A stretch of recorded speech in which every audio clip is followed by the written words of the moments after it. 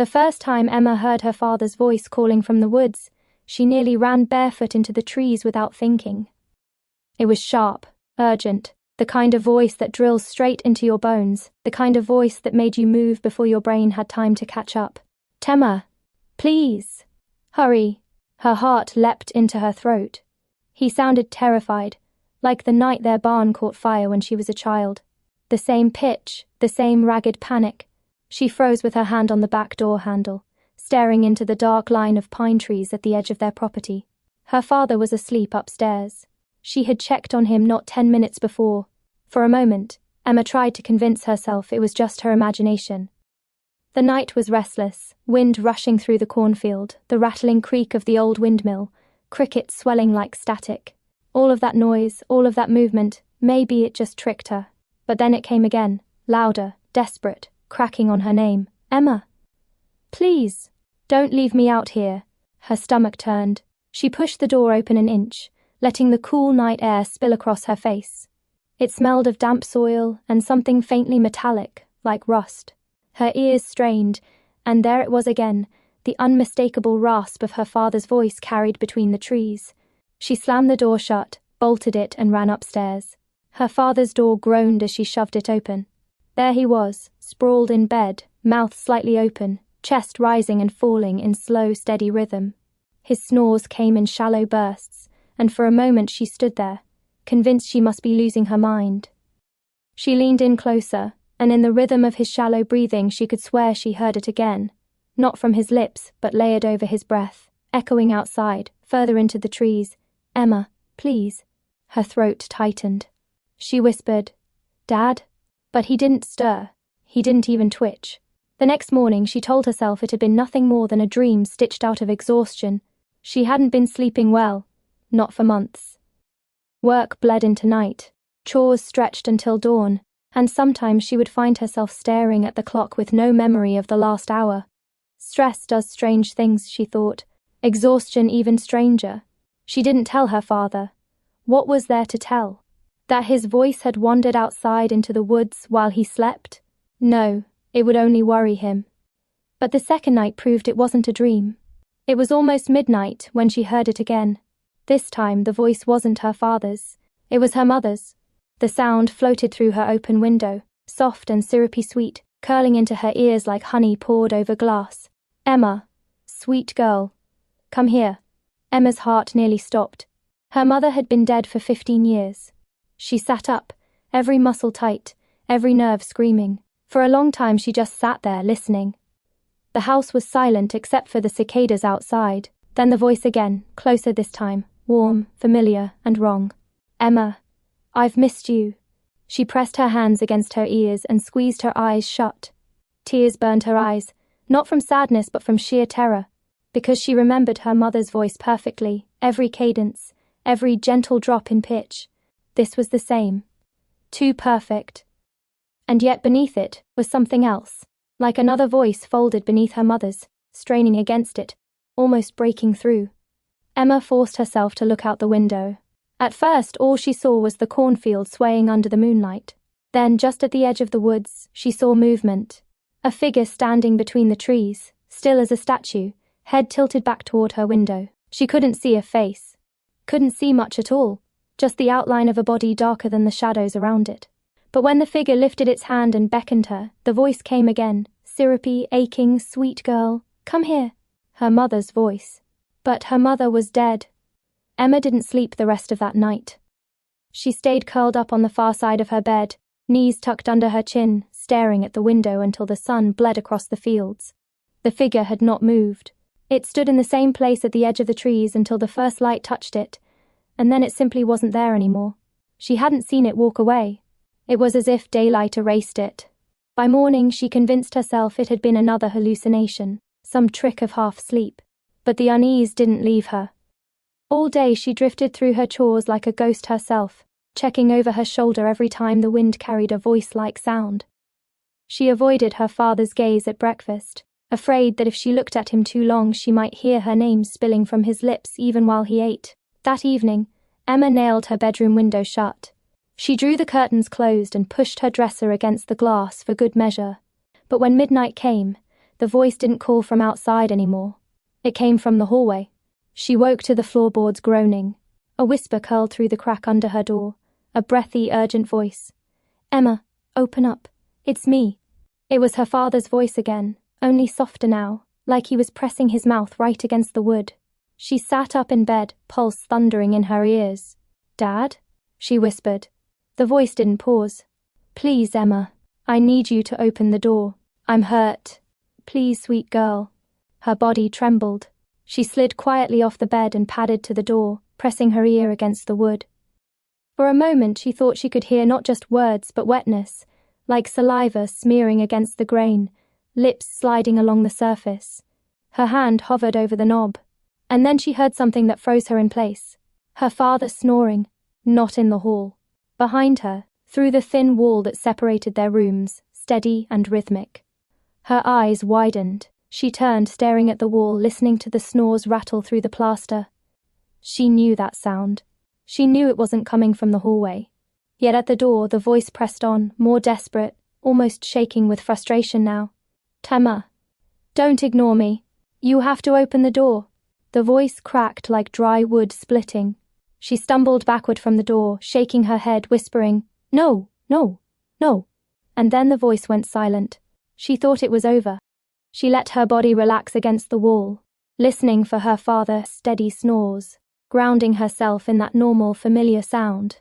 But then, just as she allowed herself to breathe, the whisper returned, directly behind her ear. Not from the hall, not from the door, from inside her room.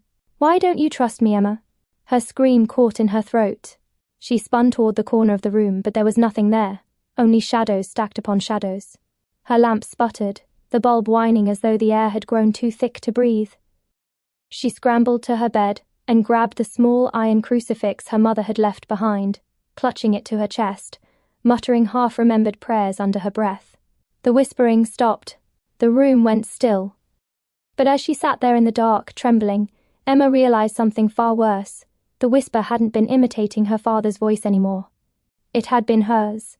For 2 nights, Emma slept with the crucifix clutched to her chest, every lamp in her room burning until the bulbs buzzed hot. Her father noticed her hollow eyes at breakfast but said nothing. He'd always been a man who believed silence solved more than words ever could. But Emma felt that silence swallowing her whole. The voices didn't return the next night, or the night after that.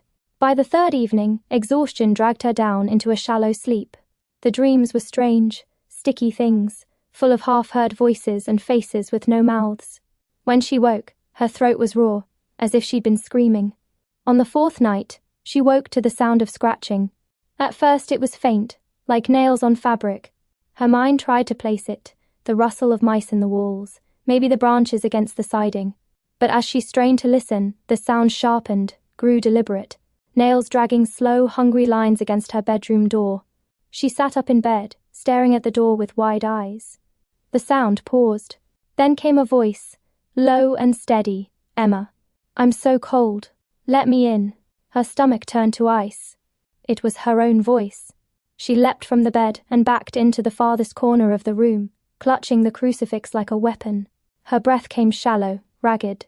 The scratching grew louder, claws dragging faster now, carving deep grooves she could almost see in her mind. "Emma," the voice repeated. But it wasn't alone this time. Another voice layered beneath it, heavier, broken, and wet. It was her father's, then her mother's, then others, voices she didn't recognize, all crowding against the door like a swarm of desperate mouths. The bulb in her lamp popped, plunging her into darkness. Her body froze, listening to the cacophony of borrowed voices at her door, and then, sudden silence. The air felt like it had been sucked from the room.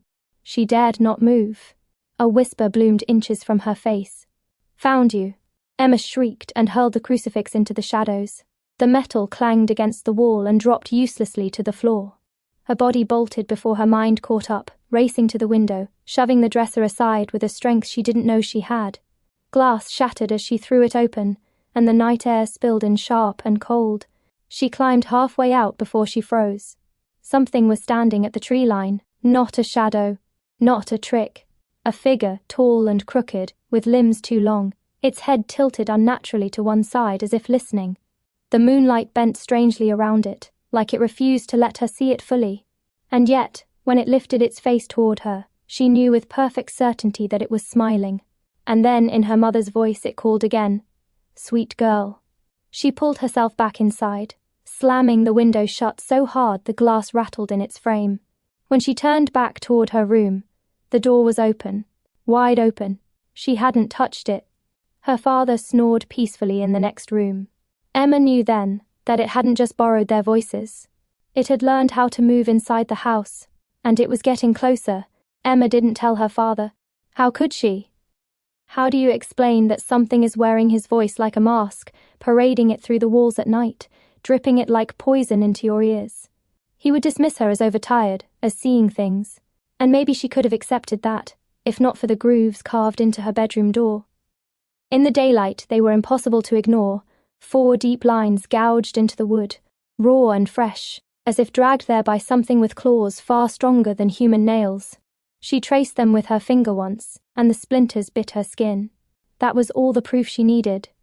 That night, Emma armed herself. A kitchen knife beneath her pillow, a Bible on the nightstand, even though she hadn't been to church since her mother's funeral. The crucifix she had thrown across the room. She picked it back up, kissed the tarnished surface and set it beside the Bible. She was ready, she told herself. Ready if it came again. The house fell quiet after midnight. Too quiet.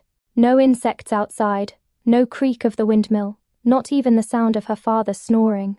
The silence stretched long and suffocating, like the house itself was holding its breath. Then came the sound. Not scratching this time, not whispers. Footsteps. Slow, deliberate, heavy, crossing the hall, stopping at her door. Her chest seized. She gripped the knife so tightly the handle cut into her palm. A pause. Then a knock. 3 sharp raps. And her own voice answered from the other side. "Emma, let me in. Please." She shook her head, tears streaking her face. "No," she whispered to herself. "No, no, no." The door creaked, not opening but bending, the wood straining against the lock. The knob rattled, and then silence again. Emma exhaled shakily, thinking it was over, when the air beside her ear vibrated. The voice wasn't outside the door anymore. It was inside the room with her. "Why do you hide from me, Emma?" She spun, knife raised, and for the first time she saw it. Not a shadow, not a figure in the trees. A shape peeling itself from the darkest corner of the room, thin as smoke but heavier than any shadow had a right to be. Its limbs uncoiled with a grotesque slowness, stretching longer and longer until they scraped the ceiling. Its face was a blur, shifting like water, but the mouth, it had her mouth. Her smile. Emma screamed and slashed with the knife, but the blade passed through it like mist. The thing only tilted its head, mimicking her scream perfectly, the sound bouncing back at her in her own pitch, her own breath, her own terror. She stumbled backward, clutching the Bible, reciting prayers she barely remembered. "Our Father, who art in heaven." The entity lunged, not at her but into her. The room spun as the air collapsed inward, the voice filling her skull until it wasn't just whispering at her. It was whispering through her. Her throat tightened. Her jaw moved. And then she heard her own voice speak words she hadn't chosen. "Sweet girl. I'm home." Emma dropped the knife. Emma's knees buckled as the words poured from her throat in a voice that wasn't hers anymore. Her lips twisted into a smile she didn't choose, her lungs filled and emptied with a rhythm she couldn't control. She clawed at her own face, trying to stop the grin from widening, but her muscles refused to obey. The thing was inside her now. She stumbled toward the mirror above her dresser, dragging her hands along the wall as if her body belonged to someone else. The reflection that stared back wasn't right. It looked like her, but the eyes were too wide, too eager, shining with a hunger that had nothing to do with her soul. Her own reflection pressed a hand against the glass, but when Emma lifted hers, the mirror hand didn't move. It waited. It grinned. Her voice rasped out again, layered and broken. "I've missed you, Emma. I've missed being you." Her stomach lurched. She grabbed the crucifix from the nightstand, pressing it hard against her chest. For a moment, the smile faltered. The mirror rippled. She thought, hoped, it might weaken, but then, from her father's room, she heard her name. "Emma." It was his voice, trembling, scared. She bolted into the hallway. crucifix raised like a weapon. "Dad!" she cried. The floorboards groaned under her feet as she shoved open his door. He was sitting upright in bed, staring at her with wide, wet eyes. His mouth moved, shaping her name again, but his lips didn't match the sound. "Emma." Her chest cracked open with realization. That wasn't him anymore. His jaw snapped wider, unhinging with a sickening crack, and the same voices poured out, all of them layered together. Her mother, her father, herself, others she didn't recognize. The room filled with them, voices bouncing off the walls until there was no air left to breathe. Emma screamed, or thought she did, but it was swallowed whole by the cacophony. The crucifix burned hot in her hand, searing her skin, and then the metal warped and bent, as if the air itself melted it. She dropped it, clutching her blistered palm, falling to her knees as the voices drowned her. The thing stepped out of her father's skin like shedding a coat. He slumped lifeless onto the bed, while the entity grew taller, broader, its limbs stretching to fill the ceiling, its face still wearing Emma's features. Its grin split wider, carving her cheeks into a grotesque rictus. And then it leaned down until its mouth hovered beside her ear. "Sweet girl," it whispered in her voice, "you've been mine all along." The last thing Emma saw before darkness swallowed her was her own face leaning over her, smiling with eyes that didn't belong to her anymore. When the neighbors came days later after noticing the farm silence, they found the house empty. Both bedrooms were neat, untouched, except for the grooves carved deep into Emma's door and a cracked mirror in her room.